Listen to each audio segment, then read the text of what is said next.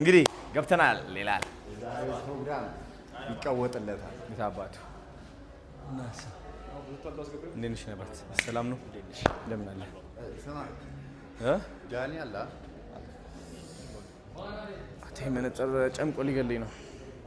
እንደዚህ ይዞኛል። በቃ እንደዚህ መነጽሩ ማርያም ግን ተመችቶኛል። ከለሩ ሌላ ዓለም ላይ ነው። አንዳንዴ ረዝማሉ፣ አንዳንዴ ያጠራሉ። አዎ የሆነ ነገር ነው።